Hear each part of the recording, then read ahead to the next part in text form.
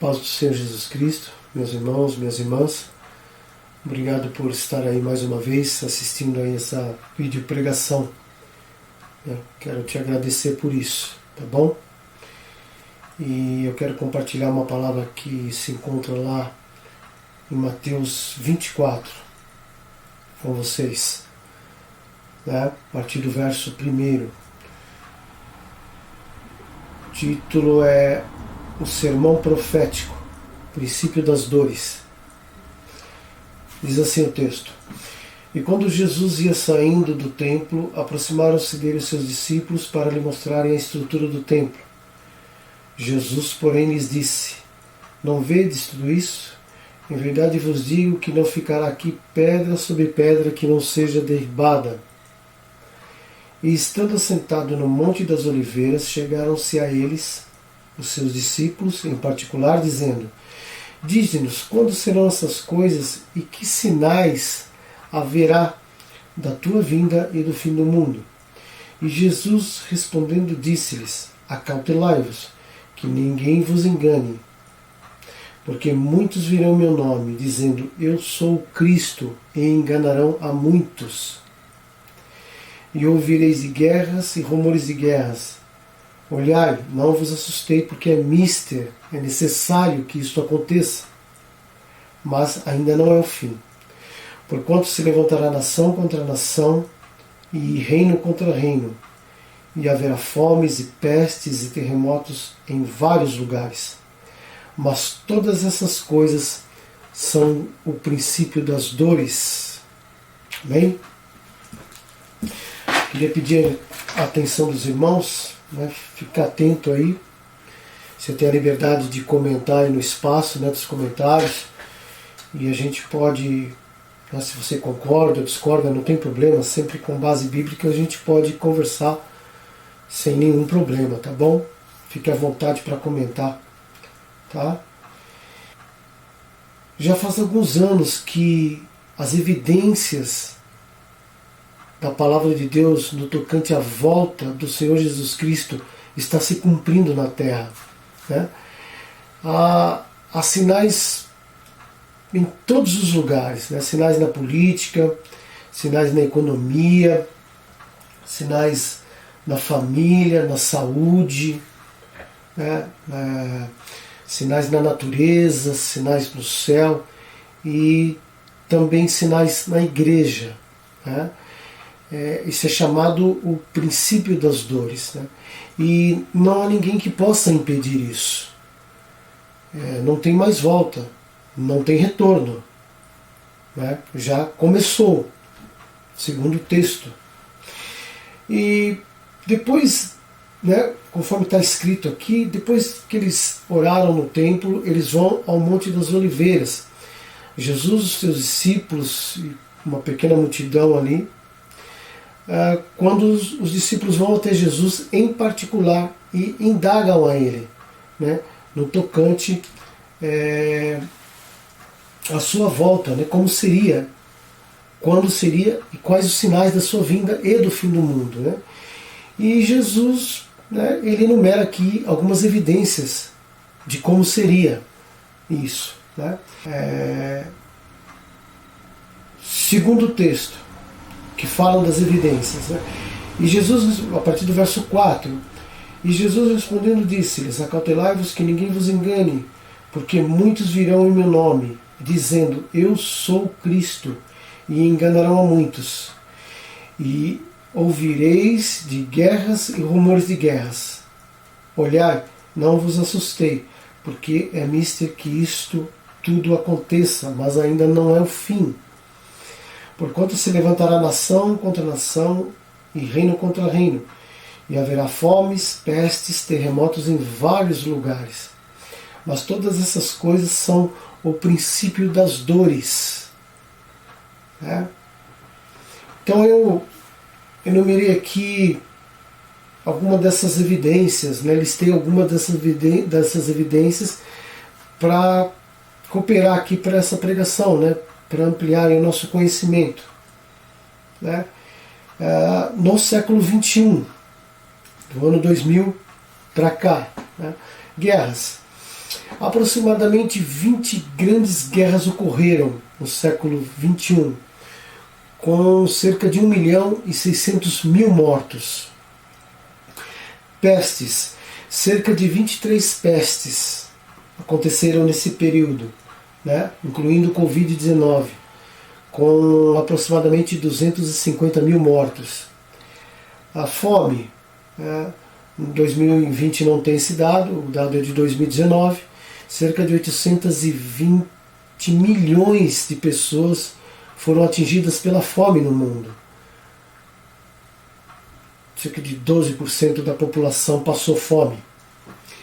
Terremotos, né? Listei aqui os maiores, não os menores. Aproximadamente 18 grandes terremotos nesse período, né? Com quase 600.000 mortos. Né? Então, isso está acontecendo, e já vem acontecendo neste século. E conforme o tempo vai passando, esses sinais, esses eventos, eles vão se intensificando. Né? E Jesus alertou os discípulos e aquele povo, e essa palavra nos alerta no dia de hoje. Ok? Esse é, em poucas palavras, o cenário que a humanidade está vivendo atualmente, mas ainda é o princípio do fim. Passamos por uma espécie de estágio, né, do que realmente vai acontecer, do que virá a acontecer, que é infinitamente mais caótico e devastador, acredite você ou não. Mas e nós, né, como igreja, né, o que nós estamos fazendo para nos prepararmos para esse período da grande tribulação e, consequentemente, da volta, né, da segunda vinda do Senhor Jesus Cristo, que virá buscar a sua igreja? Como a gente está se preparando para isso? Né? Se nós lemos Mateus 24 e também Mateus 25, que trata do sermão profético, nós vamos compreender a realidade do que realmente nós, como igreja, estamos vivenciando no dia de hoje. E isso por si só não tem absolutamente nada a ver com o que tem sido pregado nos púlpitos das igrejas.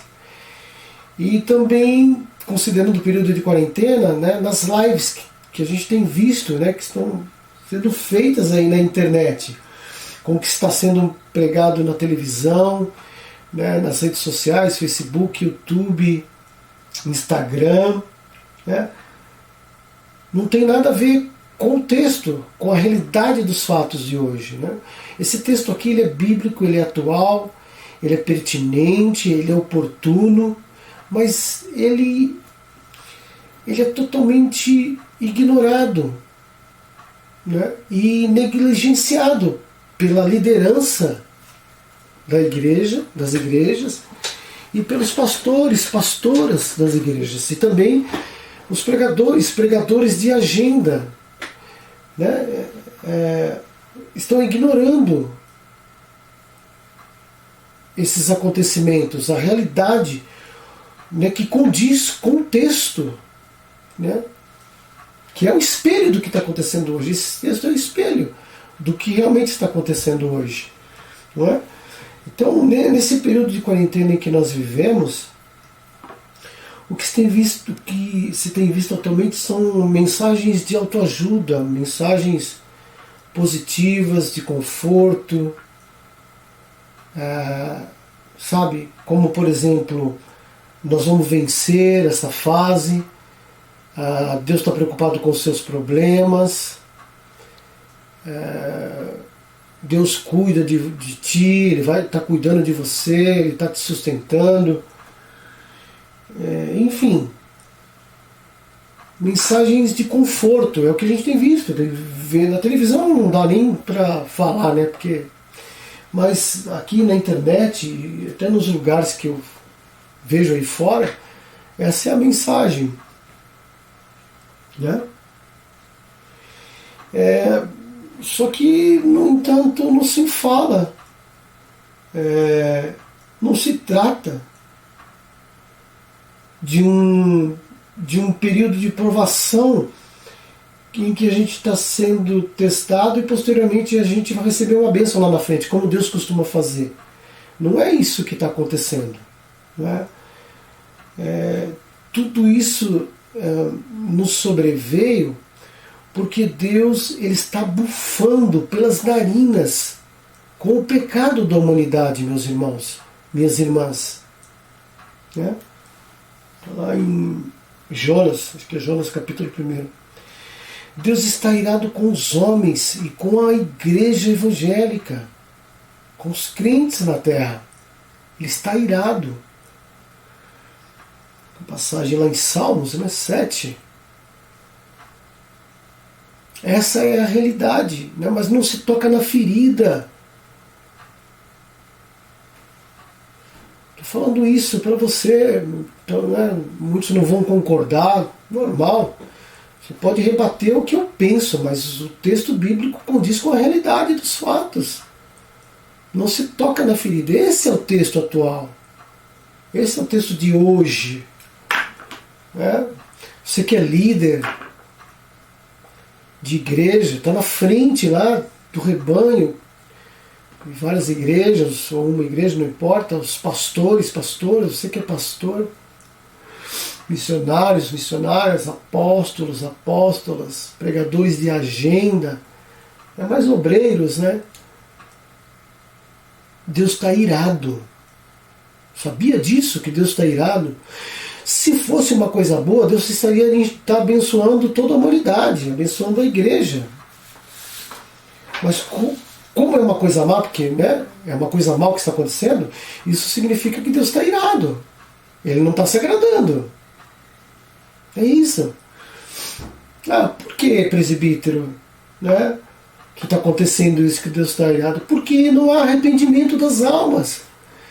Porque não há pranto, não há choro pelos pecados cometidos, meus irmãos.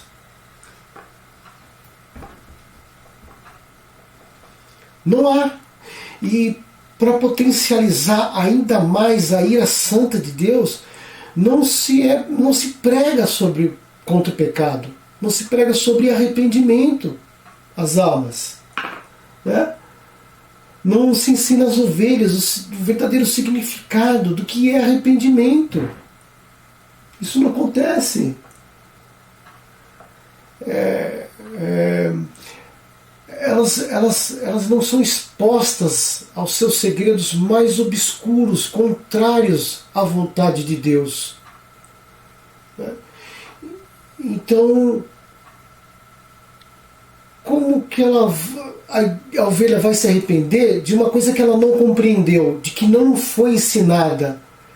E com isso, ela continua na igreja congregando, dizimando, cantando, né?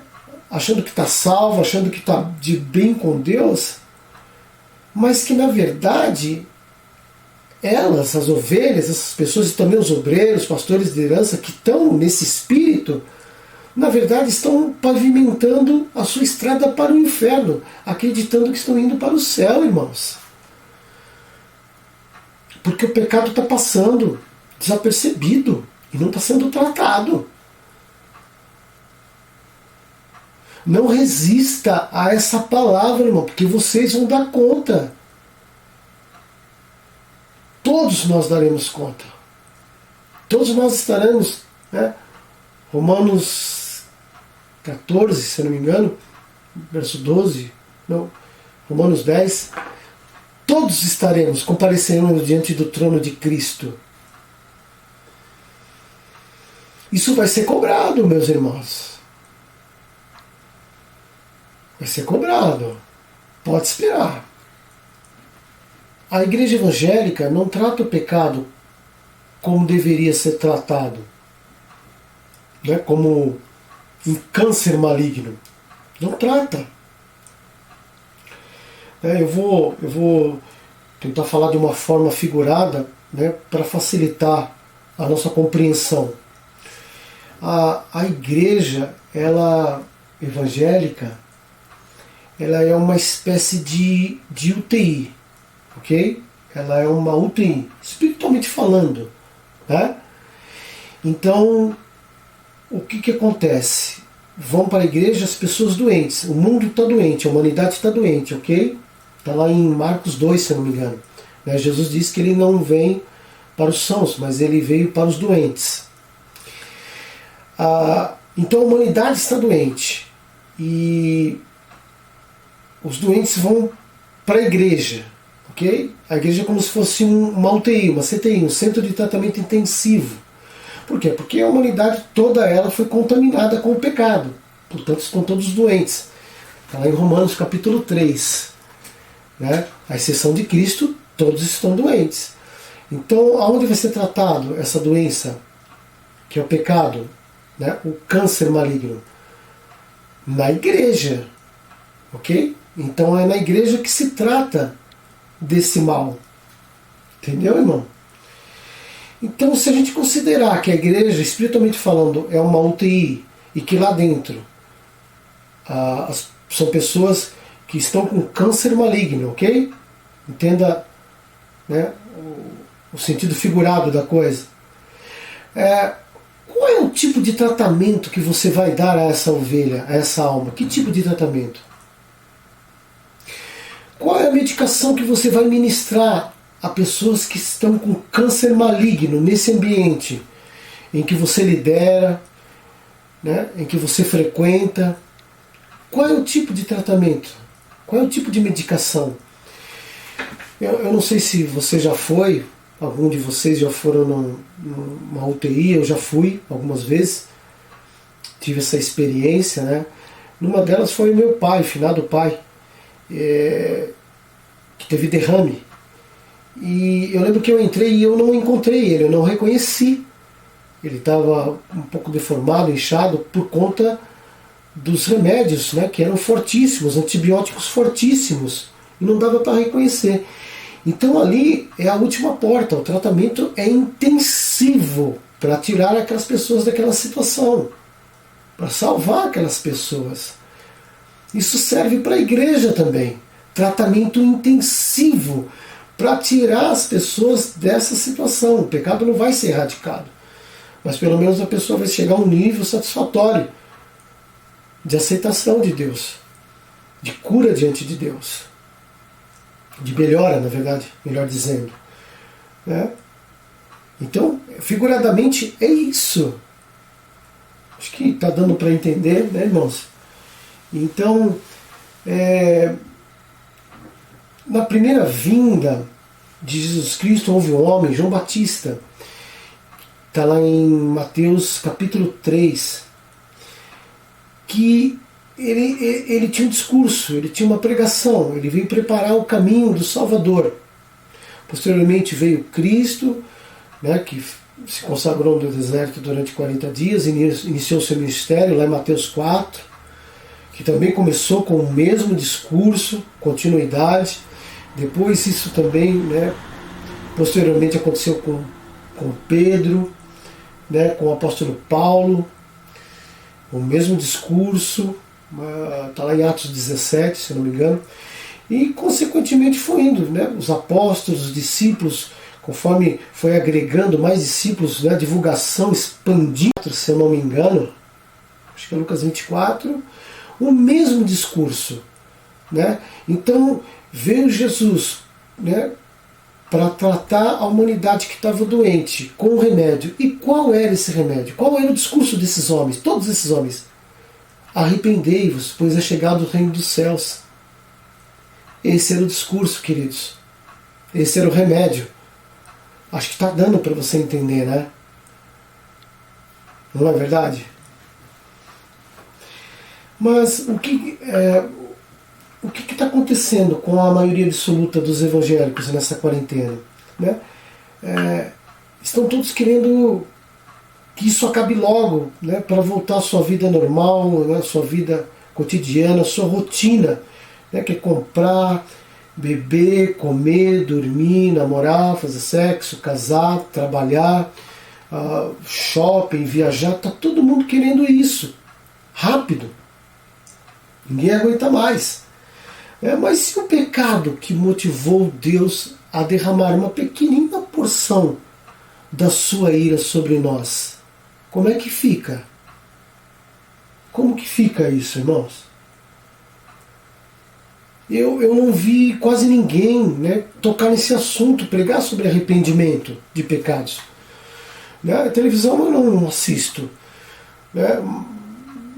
Eu posso citar aqui o reverendo Augusto Nicodemos, da Presbiteriana de Pinheiros, a pastor Alan Capriles, uma igreja no Rio de Janeiro, pastor Paulo Júnior, a Igreja Aliança do Calvário, de Franca.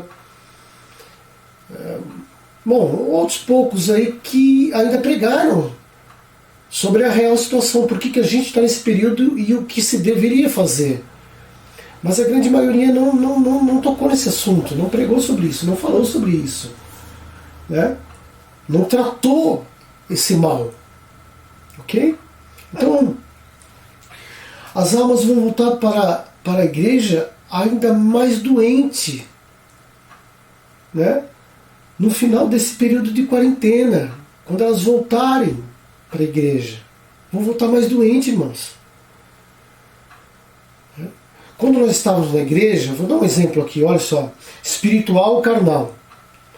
Né? Pode variar de uma pessoa para outra, mas espiritual e carnal, ok? Quando as igrejas se fecharam, já tem mais de um mês, o que aconteceu? Houve uma inversão. Né? E não vem dizer que aumentou o nível de oração, que está fazendo mais do que fazia, porque é mentira. Pode até ter alguém, aí um grupo restrito, mas a grande maioria aconteceu isso. O carnal subiu, o espiritual diminuiu.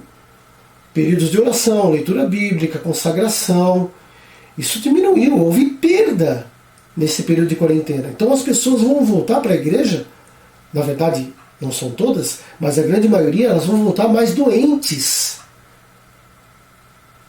Está dando para entender, querido pastor, você que é líder, senhor ou senhora que é líder, que é o responsável ali, né, pelo grupo de obreiros, por todas as ovelhas, você está conseguindo entender qual é a realidade da situação, querido? Você que é pregador de agenda, pregadora de agenda, né, que gosta de pregar no Antigo Testamento, mensagens positivas, de autoajuda, elas vão voltar mais doentes. E pior, muitas vão voltar doentes, doentes de alma, porque esse período está deixando as pessoas em depressão. Doentes na carne, enfermidade na carne. Vão voltar muitas desempregadas, muitas vão voltar devendo cartão de crédito, devendo no banco, devendo boleto, contas atrasadas. Muitos vão voltar, talvez, deixa eu achar uma palavra, com conflitos na família, né? Casamentos assim abalados, relações de uma forma geral, né? Amizade, família abalados, ou seja, o povo vai voltar para a igreja uma situação difícil, entendeu? Né? E o que vai dar a elas? Vai continuar alimentando elas com sonhos, com promessas, com desejo, com vitórias? Culto da vitória, culto da porta aberta, da pesca maravilhosa. O câncer maligno dela piorou nesse período, ela vai voltar para a igreja. E o que vai fazer com essas almas? O que se vai fazer? Percebe? Olha a responsabilidade que está na mão aí de vocês, dos senhores e das senhoras. Deus está vendo tudo isso, hein? Deus é ciente. E Ele vai levar em conta, querido, minha querida. Né? E não vai acontecer, né? Como aconteceu com Nínive, lá em Jonas, eu até anotei aqui, Jonas 3. Né? Deus ia subverter Nínive, ia destruir Nínive, mas o povo se arrependeu, se vestiu de saco e cinza, se arrependeu, se consagrou, que eu não vi isso acontecer. Não vi ninguém fazer uma campanha de consagração, de arrependimento de pecado, não vi. Ninguém, na verdade eu tenho 15 anos de evangelho, eu nunca vi ninguém fazer o que fez Nínive, campanha de arrependimento. Nunca vi um pastor na minha vida fazer isso. Nem que eu tenha ouvido falar, ou na internet, ou na TV, eu nunca vi ninguém em 15 anos fazer uma campanha de arrependimento pelo pecado, como fez Nínive. E no final disso aí nós vamos perder uma grande oportunidade. A igreja, o povo volta para a igreja nessa condição. E mais, pior ainda, com Deus irado, porque ele vai continuar irado. Simples assim. Você percebe, querido? Você pode até não simpatizar muito comigo e talvez não concordar muito com a forma que Deus me usa, né? Na palavra, na exortação. Eu sou um atalaia, eu não escolhi isso, mas é o que Deus escolheu para mim, né? Assim, o meu ministério. Você pode não concordar, mas você vai resistir à palavra? Deus permitiu tudo isso, meu irmão, para o povo dobrar o joelho e se arrepender e abandonar o pecado. Essa foi a razão. E nós vamos voltar para a igreja. E eu estou muito, muito, muito preocupado. Como é que a gente vai voltar? Como que vai ser na volta? Por favor, meu irmão, minha irmã, todos vocês aí, começando pela liderança, do maior ao menor, repense. Ore a Deus, busque o Senhor mais. E peça para Ele sinais aí, converse com Ele, tá bom? Para Ele te dar direções aí, né, nesse retorno, tá bom? Para ver qual é a vontade dele, o que Ele está pensando de nós. Não importa o que você pensa de mim, o que eu penso de você, o que importa é o que Deus pensa de nós. O que Ele pensa sobre você, que é líder, que é pregador, que tem um rebanho, que é ovelha, como eu sou obreiro, isso é o que importa, tá bom? Obrigado aí por ter ficado até agora. Me perdoa, o vídeo ficou um pouco longo, né? Mas enfim, o importante é que eu acho que o que tinha que ser falado foi falado, tá bom? Me perdoa aí. Obrigado mais uma vez, né? Você que vai estar vendo pelo Facebook, compartilha, por favor. Me ajude a divulgar aí o Evangelho de Cristo. Você que está vendo pelo YouTube, né? Se inscreve no canal, ativa o sininho, compartilha para divulgar o Evangelho. Não quero ficar famoso não, só quero pregar o Evangelho. Tá bom? Obrigado mais uma vez por tudo. E até o próximo vídeo, querendo Deus.